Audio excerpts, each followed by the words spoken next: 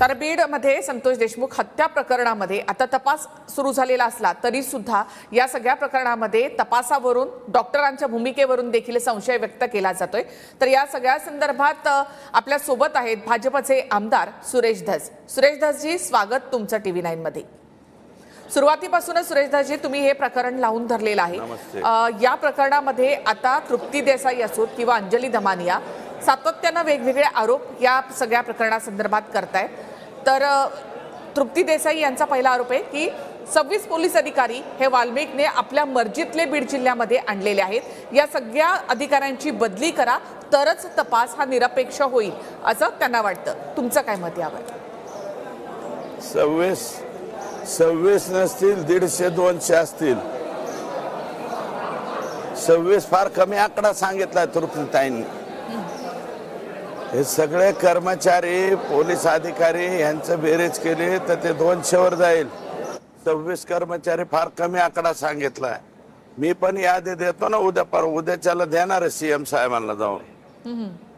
हे बीड जिल्ह्याच्या बाहेर नाही, मराठवाड्याच्या आणि लय लांब ह्यांना सगळ्यांना तिकडे नेऊन टाका असं सांगणार आहे। नक्की सुरेश कारण हे आजही त्यांना मदत करण्याचा प्रयत्न करतायत काही आणि बोलण्यामध्ये सुद्धा फार वेग बोलतायत काही कर्मचारी। हे ते जे रिमूव्ह फ्रॉम सर्व्हिस होणार आहेत ते सुद्धा नको ती भाषा बोलतायत ना इथले लोक। आकाचे जे लोक आहेत, आकाचे प्रेमी पोलीस दलातले जे बंदुका ठेवतात, त्या आपल्या ज्या करुणाताई मुंडे आहेत त्यांच्या याच्यामध्ये बंदूक ठेवणारे पोलीसचे लोक आहेत ना पोलीस दलातले। हे आतापर्यंत मुळात SP सर्व्हिस मध्येच कसे ठेवले, मी किती वेळा स्टेटमेंट केलंय। आणि इतक्या शांत पद्धतीने आणि थंड पद्धतीने केल्यावर बीड जिल्हा कसा कंट्रोल व्हायचा? जी सुरेशजी, तुम्ही म्हणाला होतात की मनोहर मुंडे हत्या प्रकरणामध्ये त्यातही तुम्ही शंका व्यक्त केली होती आणि त्यातही तुम्ही असं म्हटलं होतं की आधी पोलीस अधिकाऱ्यांची बदली करा आणि त्यानंतर तपास सुरू करा। अहो, SP DYSP दुसरे काय त्यांच्याकडे तपास दिला की परळीतले 10-20 लोक गायब झाले, पळून गेले। मग महादेव मुंडेचे हे आरोपी आजपर्यंत आकाच्या मुलाच्या अवतीभोवती फिरत होते, लगेच गायब झाले। अजून तर चार्ज घ्यायचा आहे, ते DYSP बी जरा शांत दिसतो, थंड, त्याने अजून चार्ज घेतलेला नाही।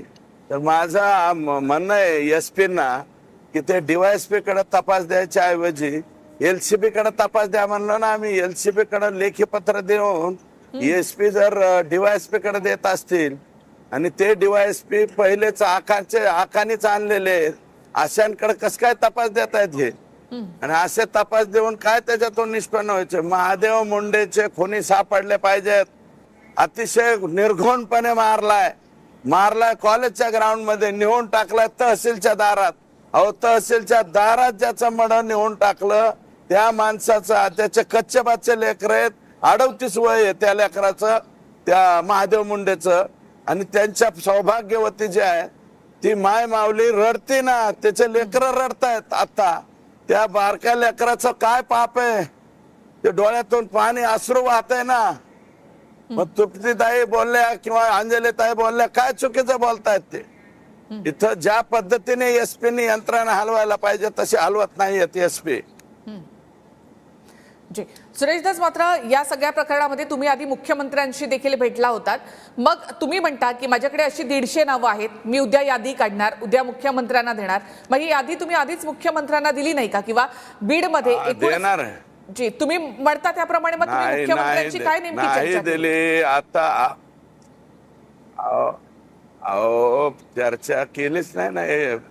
यांची काय चर्चा करायची? हे जाणारच आहेत ना, त्यांच्या मौतीने मारणारच आहेत तपासामध्ये। आणि जे नाही मारणार त्यांच्या तक्रारी आता दिल्यात ना, अजून तक्रारी दिल्या नव्हत्या, आता देऊ। हे जे आकाचे माणसं आहेत काय भाषा बोलतायत याचं वाटोळं करू, त्याला खलास करू। अरे बापाच्या पेंडे आहेत का? आणि हे जे कोण एक देशमुख त्यांनी ते हे ठेवलाय करुणा मुंडेच्या ह्याच्यात बंदूक ठेवली, आणि हे सगळे पोलीस दलावाले ते स्पष्ट दिसत आहेत. 2-3 अधिकाऱ्यांची ज्यांची नावं आम्ही सतत घेतो ते अशा पद्धतीने जर वागणारे पोलीस असतील तर यांना सस्पेन्शन अगोदर करावं आणि हे सगळे रिमूव्ह फ्रॉम सर्व्हिस झाले पाहिजे. सुरेशजी, तुम्ही यांनी नवीन गुंडांच्या टोळ्या उघड्या कराव्यात, पोलीस दलात राहू नये. अहो उद्याच्याला मागणीच करणार आहे ना, पत्र बित्र. आणि आतापर्यंत अहो आम्ही हे बाकीच गोळा करायचं आणि ह्याचा तक्रारी करायला वेळ कुठं भेटलाय. आता उद्याच्याला पत्र आता शिकलेले, उद्याच्याला जाऊन साहेब मध्ये दावसला गेले होते. आम्ही बी आमच्या कामातच आहेत. हे जाऊन बघावं लागतंय ना, हे ह्याच्यात गेले का, पहिलं ह्याच्यात राहिलाय का, 5 दिवस परत ह्याला PCR भेटन का, ह्या सगळ्या भानगडीत आहेत ना आम्ही. जी. सुरेश दास, मात्र कराडचे सगळे रिपोर्ट नॉर्मल आलेत, मात्र त्याला 2 दिवस त्याच्या उपचारासाठी 9 बेड रिकामी ठेवण्यात आलेले होते. आरोप असा होतोय त्याच्यावर, मात्र तुम्ही असं म्हणता की आरोपीला जर उपचाराची गरज असेल तर त्याला ती मिळायला हवी. ही थोडी मवाळ भूमिका नाही का? हे बघा, नाही, हे बघा, जे कोर्टाने अलाउड केलेल्या काही गोष्टी त्याच्यावरती बी टीका करत बसणं मला काय पटत नाही.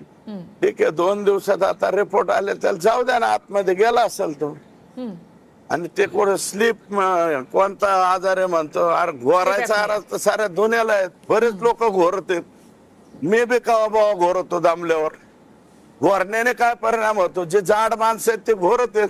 वाल्मिकांनाचं पोट लय मोठं आहे त्याच्यामुळे घोरत असेल. घोरण्यामुळे त्याच्या आयला लर इकडं देत असते तर अवघड आहे बाबा. हे ज्यांनी कोणी या दवाखान्यावाल्याने दिलंय जरा त्या डॉक्टर बिक्टरचं बी तपासणी करावं लागेल ना आम्हाला. मात्र सुरेश दास, तुम्ही स्वतःही आधी सगळ्या बीड मधल्या यंत्रणांवर शंका उपस्थित करत होतात. म्हणजे तुम्ही पोलिसांवर शंका उपस्थित केली, तुम्ही डॉक्टरांच्या भूमिकेवर देखील संशय व्यक्त केलेला होता. आता अंजली दमानिया डॉक्टर थोरातांवर संशय व्यक्त करतात. त्यांचे राजकीय संबंध, त्यांचं हॉटेल, त्यांचं हॉस्पिटल यावर त्यांनी शंका उपस्थित केली. हेच ते थोरात आहेत ज्यांनी संतोष देशमुख हत्या प्रकरणानंतर त्यांचा पोस्टमॉर्टम रिपोर्ट तयार केला होता. अतिशय चांगला रिपोर्ट तयार केलेला आहे. अंजली ताईंना कुणीतरी ज्यांना त्यांच्या पोस्टवर जायचं त्यांनी काय चुकीची माहिती पुरवली असेल. Doctor Ashok Thorat is a well person. दवाखान्यात आल्याच्या नंतर चांगली तपासणी करतो. आतापर्यंत ते आल्या सुधारणा दवाखान्यामध्ये झालेल्या आहेत. पूर्वी होते तेव्हा सुधारणा झाल्या आणि आता सुद्धा सुधारणा झाली. अशोक थोरात चांगला माणूस आहे, त्याच्यावरती कार्यवाही करण्याची गरज नाही. खालच्या लोकांनी काही केलं असेल. आता हॉस्पिटल तर अशोक थोरातचं कुठे, महाराष्ट्रातल्या सगळ्या डॉक्टरांचे हॉस्पिटल आहेत खाजगी. कोणावर कारवाई करणार आहेत सांगा ना. आणि काम पर्सनली त्याचं हॉस्पिटल आहे का आणि बाकी आहे का त्याच्या काय ठीक आहे. याच्या आधी बी बऱ्याच राजकारण्यांनी त्याच्या तक्रारी सुद्धा केलेल्या आहेत अशोक थोरातच्या. पण अशोक थोरात हा जनतेच्या दृष्टीने चांगला अधिकारी आहे. जनतेच्या दृष्टीने तो वेल पर्सन आहे. कोणाचं तरी जळत असेल त्यांनी हे चुकीची माहिती अंजली ताईंना दिलेली नाही. पण ह्याच्यामध्ये धनंजय देशमुखांनी म्हटलं की जर अंजली दमानी अशा प्रकारचा आरोप करत असतील तर तुम्ही तपास करायचा. धनंजय लहान लेकरू आहे, मी बोललो का? धनंजय लहान आहे, धनंजयला काय एवढं त्याचं. मात्र सुरेश, तुम्ही सुरुवातीला सभागृहामध्ये सांगताना जी सभागृहामध्ये तुम्ही जेव्हा सांगितलं संतोष देशमुखांचे डोळे जाळल्याचं तुम्ही म्हणाला होतात, मात्र पोस्टमॉर्टम रिपोर्टमध्ये तसं काही नाही असं मुख्यमंत्र्यांनी स्वतः सांगितलेलं आहे. दमानिया त्यामुळेच आता डॉक्टर अशोक थोरातांवर शंका सीएम साहेबांनी सांग. नाही, हे बघा, हे त्यावेळेस अशा पद्धतीचं सांगितलं गेलं होतं. बोललो, अहो 100 शब्द बोललो, त्यातले 99 खरे निघाले, एखादा खोटा निघाला. आणि सीएम साहेबांनी क्लिअर केला. तो सीएम साहेबांचा अधिकार आहे ना, नाही जाळले तर त्याला फायटरने मारलं होतं. आम्हाला शंका आली म्हणून आम्ही म्हणलं ते डोळे झाले होते. हे तेवढी गोष्ट स्वतः 99 गोष्टी खऱ्या आहेत ना, त्याच्यावरती बोला ना. आणि सीएम साहेबांचा तो आधी खरीखुरी माहिती सभागृहाला देतात. त्या डोळे जाळण्याचा आणि याचा काय संबंध नाही. हे संतोष देशमुखांचा पीएम रिपोर्ट अतिशय क्लिअर हा म्हणजे सीएस साहेबांनी आणि त्यांचे जे कोणी सहकारी ज्यांनी कोणी पीएम केलेले अतिशय सुंदर केलाय. आणि याच्या उपर विचारा अजून प्रिझर्व आहे ना. जर आणखी एखादी काही शंका वाटली तर आपण ते चौकशी करू शकतो. परंतु धनंजय बोलला म्हणून मी थोडंच असं म्हणू तसं मी म्हणणार नाही. आणि तुम्ही सुद्धा शंका उपस्थित करू नका. डोळे नव्हते जाळलेले आम्ही मान्य करतो, नव्हते जाळलेले, फक्त ब्रुटली मारलेला आहे. आणि 8 पानाचा त्याचा पोस्टमॉर्टम रिपोर्ट करावा लागला. आणि याची संपूर्ण माहिती अशोक थोरातांनी त्यांच्या सर्व सहकाऱ्यांनी मला दिली होती. तिथून पुढे माझं डोकं सरकलं. मग मी सभागृहामध्ये तो विषय मांडला आणि त्याच्यावरती आजही ठाम आहे, उद्या राहील आणि परवा राहील. आणि जोपर्यंत यांना फाशी होत नाही तोपर्यंत आम्ही ठामच राहू ना. मात्र अंजली दमानिया यांना याच पीएम रिपोर्टवर शंका आहे. हे बघा, माझं आणि अंजली ताईंचं भांडण लावू नका तुम्ही. त्यांना त्यांचं विचारा. माझं काय मत आहे ते मी मांडलं. बरं सुरेशदास, आतापर्यंत काय जो काही होईल, तपास झाला, काम व्हायच्या ऐवजी आमच्यातच भांडणं लागत. सुरेशदास, आतापर्यंत जो काही तपास झालेला आहे त्याच्यावर त्यावर आम्ही तुम्ही समाधानी आहात? 100% समाधानी आहोत. SIT अतिशय योग्य दिशेने त्या ठिकाणी चालली. योग्य तपास लावतायत. आज बघा 637 ते याच्यामध्ये परत त्या गुन्ह्याला ताब्यात घेतलेलं आहे. यांनी मोबाईल हरवलेले आहेत, नाटकं केलेले आहेत. हे लपवण्याचा काहीतरी प्रयत्न करतायत. आता परत 31 पर्यंत त्याला PCR मिळालाय. म्हणजे SIT जे काम करते ते अतिशय चांगलं करते. आमचं समाधान आहे त्याच्यावरती. आमचे काय शंका कुशंका नाही. पण कृष्ण आंधळे अद्यापही पोलिसांना सापडलेला नाही. ठीक आहे, ते अजून एक गोष्ट राहिलेली आहे. पोलिसांनी SITने त्याला लवकरात लवकर ताब्यात घ्यावं. म्हणजे सुरेशदास, तुम्ही उद्या मुख्यमंत्र्यांकडे आणि म्हणजे गृहमंत्र्यांकडे पूर्ण लिस्ट देणार आहात पोलीस अधिकाऱ्यांची, जी वाल्मिक कराड जाणार आहे.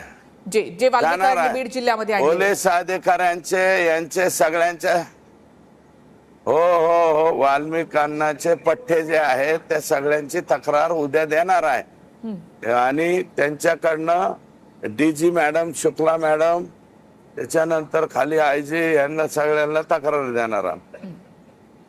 आणि साहेबांनी एकदा आदेश दिल्यावर त्यांच्यावर कारवाई होईल. एक तर पहिले यांच्या इथून बदल्या केल्या पाहिजेत. आणि हे अजूनही त्यांना वाचवण्याचा प्रयत्न करतायत हे लोक. ते काय ते बल्लाळ देव वगैरे म्हणलं होतं ना मी. हे काही जणांना अटक केली जाते, आकाची सेवा करायला जेलमध्ये पाठवलं जातंय. आम्हाला काय कळत नाही का? आयडिया करतायत ना अजून हे लोक. सुरेशदास, हा जो तपास आहे, हा तपास बीड जिल्ह्यामधून मुंबईकडे किंवा इतर ठिकाणी जावा असं तुम्हाला वाटतं का? नाही, बीड मध्ये नाहीच आहे ना. बीडचं कोणीच नाही तपासत आता. ही संपूर्ण SIT ही ऑलरेडी पुणे आणि तिकडची झालेली आहे. बीड मधलं कोणीच नाही तपासत. तुम्हाला कोणी सांगितलं तपासत? बीडचे लोक. हा तपास पूर्णतः मुंबईमध्ये, बीडचा एकही कर्मचारी, साधा पोलीस कॉन्स्टेबल नाही, काय गरज नाही, काय नाही. यांची काय भीती राहिली नाही. लोक आता पळून गेले. यांचे जे झंटा फांटावाले होते आता मटक्यावाले, गुटक्यावाले, साठक्यावाले सगळे पळून गेले. अजून यांचे जे धंदे चालू होते 2 नंबरचे ते सुद्धा सगळे बंद झाले. गुडगुड्या बंद झाल्या. बाकीचं बी सगळं काय जे या बीड जिल्ह्यामध्ये चालू होतं हे SP आल्यापासून बऱ्यापैकी बंद करून टाकले, टाईट केले. आता पोलिसच टाईट झाले. 5-6 पुढे सापडले तरी गुटक्याचे भंगाभंग जेलमध्ये घालीत येतात. आणखी बरेच लोक जेलात घालायचे राहिलेत ना. मोका काय एवढ्या एका केस पुरताच थोडीच आहे. अजून वाळूचा मोका लागायचा आहे. ते हे राखेचा मोका लागायचा आहे. जे राखेमध्ये आहेत ते बी मोकात घालावं लागतील. गुडगुड्यावाले आहेत. त्याच्यानंतर मटक्यावाले आहेत, हे जनावर काटणारे आहेत परळीमध्ये. ते पशुसंवर्धन खातं परळीत आहे, तिथं पशुसंवर्धनच्या ऐवजी पशु काट संवर्धन चालू आहे. तिकडे बी लक्ष दिलं पाहिजे ना त्यांनी. जी, खूप खूप धन्यवाद सुरेश दास. तुम्ही